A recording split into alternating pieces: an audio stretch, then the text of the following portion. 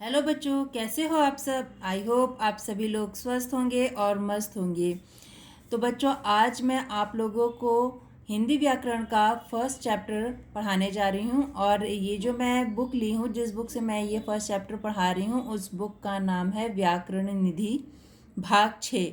और इसका पहला चैप्टर है भाषा, लिपि और व्याकरण। तो आज मैं आप लोगों को यही चैप्टर में पढ़ाऊंगी और ये बहुत ही इजी चैप्टर है, बहुत ही आसानी से आप लोगों को समझ में आ जाएगा।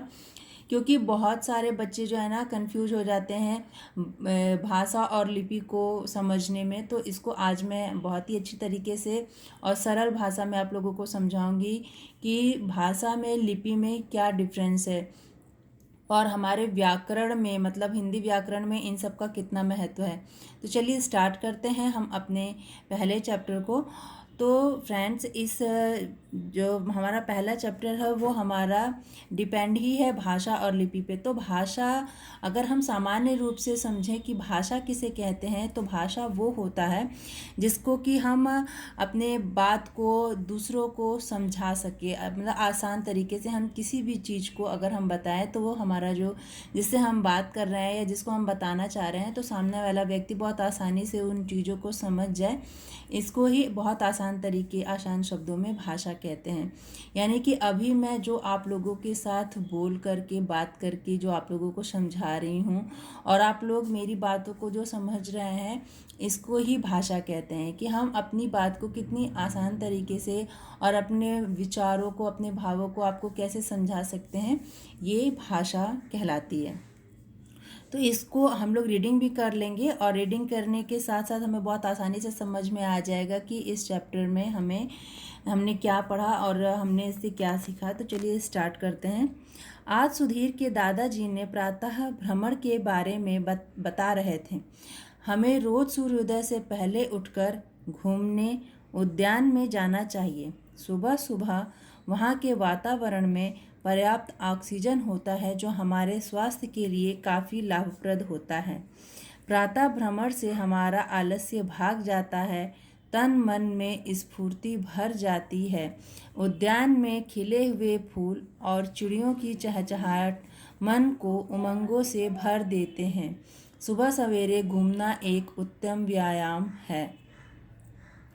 तो बच्चों, ये तो नॉर्मली आजकल का जो कोरोना काल है उसके लिए तो ये बहुत ही ज़्यादा ज़रूरी है। अगर जो लोग सुबह उठ के टहलते हैं और ये सब करते हैं तो उनमें जो ऑक्सीजन की मात्रा है वो बनी रहती है, जिससे कि हमारा बॉडी एकदम बढ़िया फिट रहता है और हमारी इम्यूनिटी सिस्टम भी बहुत स्ट्रांग रहती है। और ये जो कोरोना टाइप्स के जो वायरस हैं, ये बहुत ही इस समय जो बहुत ज़्यादा फैल रहे हैं, बहुत ज़्यादा इससे जो लोग ग्रसित हो रहे हैं इस बीमारी से, तो उनको जो हमारी इम्यूनिटी सिस्टम अगर स्ट्रांग रहेगी तो हम उन वायरस से, उन बीमारियों से बहुत आसानी से लड़ सकते हैं।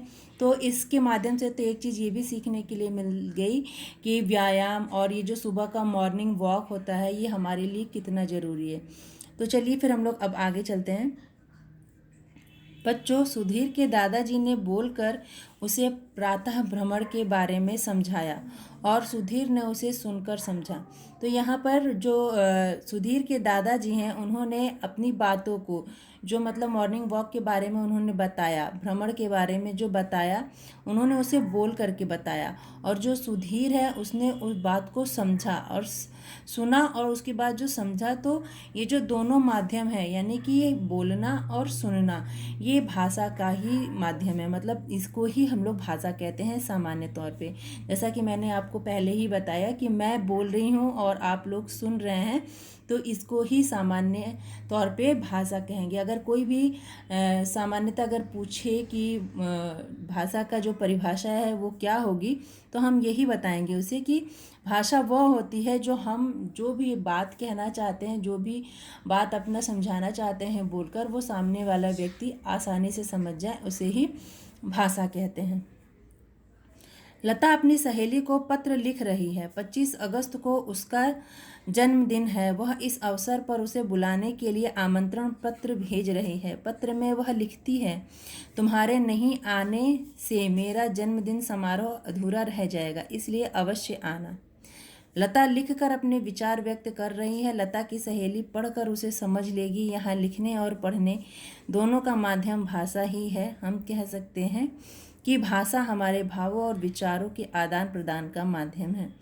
तो ये जो दूसरा पैराग्राफ है, इसमें लता जो है अपनी सहेली को पत्र लिख रही है और उस पत्र में वो लिख करके अपनी सहेली को बताना चाहती है, अपना मैसेज देना चाहती है। तो ये भी एक भाषा का ही रूप है, जिससे कि वो जो हमारी फ्रेंड है या हमारा जो भी हम जिससे बात कह रहे हैं, तो अगर बोलकर कह रहे हैं तो ये भी एक भाषा का माध्यम है, और अगर हम उसे लिखित रूप से समझा रहे हैं तो भी वो एक भाषा का माध्यम है। जैसे कि पहले के समय में चिट्ठियाँ लिख करके हम लोग जो है मतलब अपने मैसेज को दूसरी जगह देते थे, तो वो भी एक भाषा का माध्यम होता है। आजकल के समय में हम लोग मैसेज लिखते हैं, जैसे व्हाट्सएप यूज़ करते हैं, इस तरीके की बहुत सारी चीज़ें जिससे कि हम लोग मैसेज एक दूसरे को भेजते हैं। तो ये भी एक हमारा भाषा का ही रूप है। कभी कभी लोग संकेत द्वारा भी अपने विचार व्यक्त करते हैं। दूरदर्शन पर मूक बाधिर के लिए समाचार सांकेतिक भाषा में प्रसारित किए जाते हैं, परंतु अस्पष्टता के कारण सांकेतिक भाषा को मान्यता नहीं मिली है।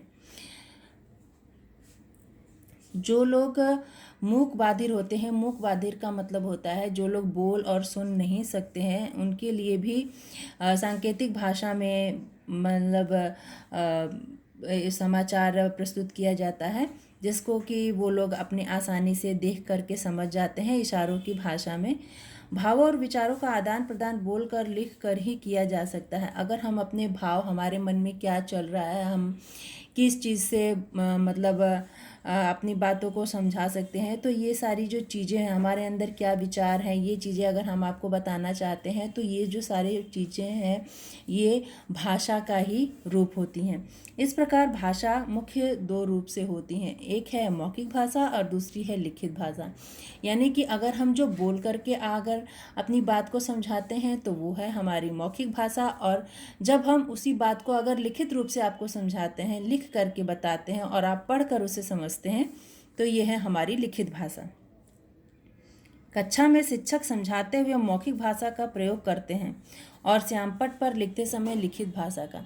जब भी स्कूल में हम लोग पढ़ते हैं तो टीचर हम लोगों को बुक पढ़ाती हैं, तो वो होता है हमारा मौखिक भाषा। यानी कि बुक पढ़ाती हैं या उसके बारे में कुछ भी एक्सप्लेनेशन देती हैं, तो वो है मौखिक भाषा की, जैसा कि अभी हम लोगों के मध्य हो रहा है। और अगर हम इसे ब्लैक बोर्ड पर लिख करके समझाते हैं तो वो हो गया हमारा लिखित भाषा।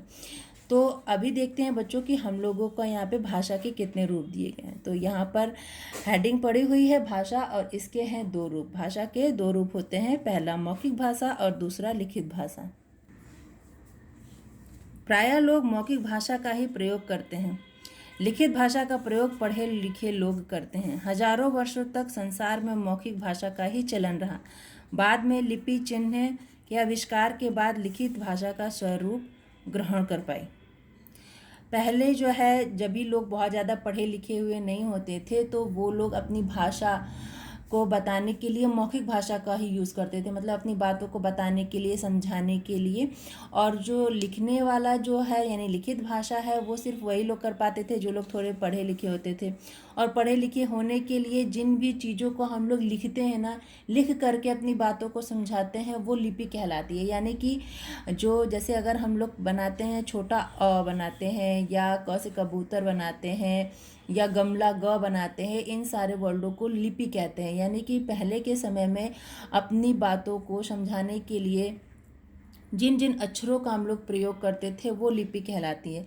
तो पहले जो लिपि होती थी वो हिंदी कहाँ से स्टार्ट हुई, ये सारी लिपियाँ होती थी, इंग्लिश कहाँ से स्टार्ट हुई, तो इन सारी चीज़ों को भी हम लोग अभी आगे देखेंगे।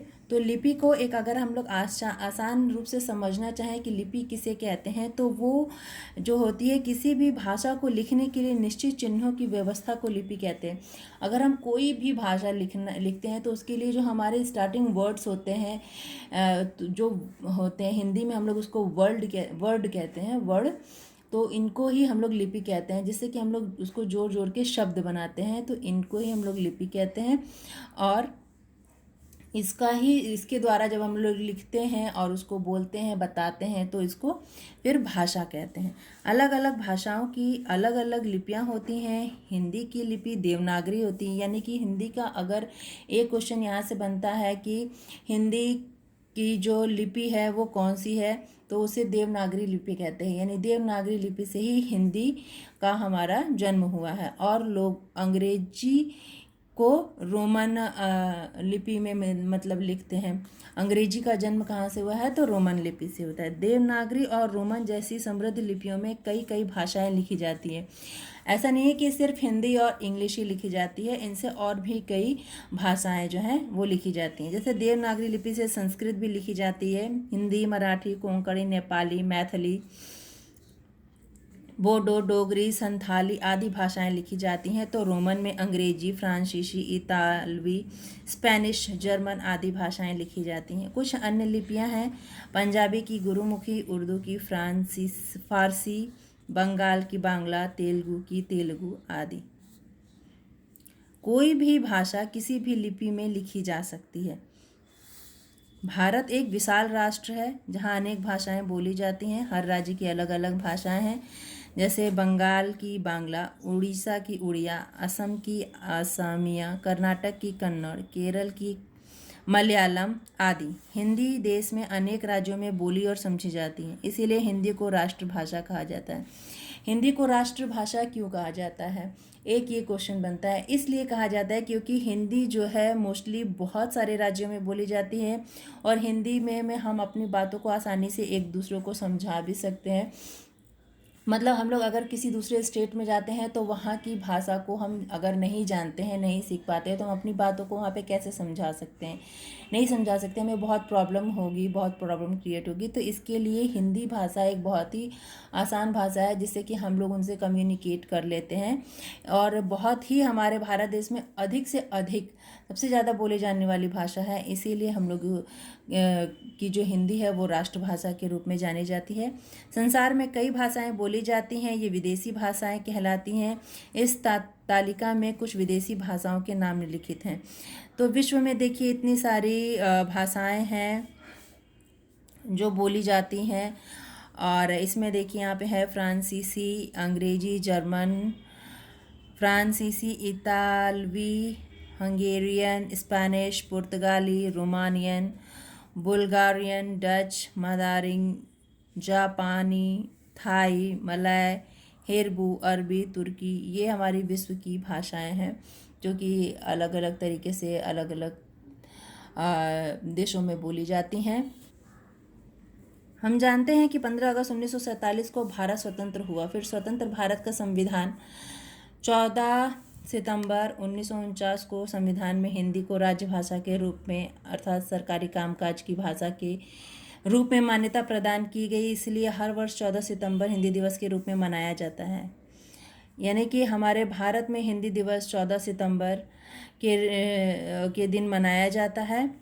भारत में संविधान में कई भारतीय भाषाओं को मान्यता प्रदान की गई है। प्रारंभ में 15, फिर 18 और अब 22 भाषाओं को संविधान की 8वीं अनुसूची में रखा गया है। क्योंकि अगर ये प्रश्न बनता है कि भारत में कितनी भाषाएं बोली जाती हैं,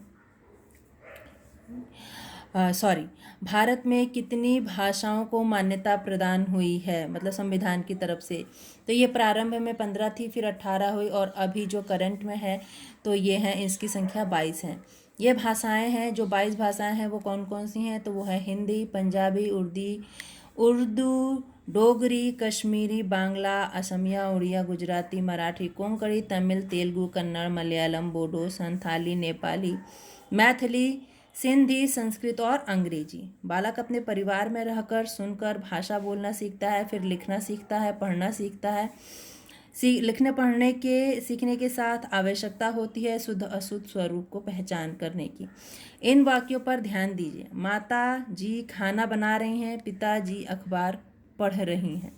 ये दोनों वाक्य सुनने में अटपटे लग रहे हैं ना, क्योंकि अशुद्ध हैं। इन वाक्यों का शुद्ध रूप स्वरूप है माता जी खाना बना रही हैं और पिताजी अखबार पढ़ रहे हैं। पहले वाक्य में कर्ता स्त्रीलिंग है, इसलिए क्रिया भी स्त्रीलिंग होगी। दूसरे वाक्य में कर्ता पुल्लिंग है, इसलिए क्रिया भी पुल्लिंग होगी। भाषा के शुद्ध अशुद्ध रूप को पहचानने तथा उसके शुद्ध प्रयोग में व्याकरण हमारी मदद करता है। अतः हम कह सकते हैं व्याकरण ऐसा शास्त्र है जो हमें भाषा के शुद्ध अशुद्ध स्वरूप का ज्ञान कराता है। मतलब जो व्याकरण होता है ये हम जब भी बच्चे छोटे होते हैं तो वो पूरा अच्छे से प्रोनाउंसिएशन उनकी नहीं होती है, वो गलत मतलब बोलते हैं कि मतलब स्त्रीलिंग के साथ पुल्लिंग वर्ड्स को यूज़ कर लेते हैं और पुल्लिंग वर्ड्स के साथ स्त्रीलिंग को यूज़ करते हैं, जिससे कि उनकी बातें थोड़ी सी अजीब सी लगती हैं और हम लोगों को सुनने में बहुत अटपटी सी लगती है। इसीलिए हम लोग उनकी बातों पर बहुत हंसते हैं, लेकिन उन लोगों को अभी ग्रामर का ज्ञान नहीं होता है। तो ग्रामर क्या चीज़ होती है, यानी कि हिंदी व्याकरण में व्याकरण का क्या मतलब होता है। तो व्याकरण का अर्थ होता है कि व्याकरण ऐसा शास्त्र है जो हमें भाषा को शुद्ध और अशुद्ध स्वरूप का ज्ञान कराता है कि कौन सी भाषा सही है और कौन सी भाषा गलत है, कौन सा वाक्य गलत है। तो इसको जब हम लोग समझ लेते हैं और पढ़ने लगते हैं तो हमको अगर ये लिखा है कि माता जी खाना बना रहा है तो हम समझ जाते हैं कि ये वर्ड, ये जो सेंटेंस है ये गलत है, इसमें बना रहा है वर्ड जो है वो गलत है, क्योंकि माता स्त्रीलिंग है तो इनके साथ स्त्रीलिंग ही हमको यूज़ करना है। तो इसी तरीके से हम लोग अपना व्याकरण को शुद्ध करते चले जाते हैं। तो बच्चों ये हम लोगों का जो है चैप्टर यहाँ पे ख़त्म हो गया है और इसके बाद है एक्सरसाइज। तो एक्सरसाइज हम लोग नेक्स्ट वीडियो में करेंगे। तब तक के लिए बाय बाय। और यदि आप लोगों को किसी और विषय में जानकारी चाहिए तो आप लोग मुझे कमेंट बॉक्स में लिख के ज़रूर बताइए, मैं उस पर ज़रूर वीडियो बनाऊँगी।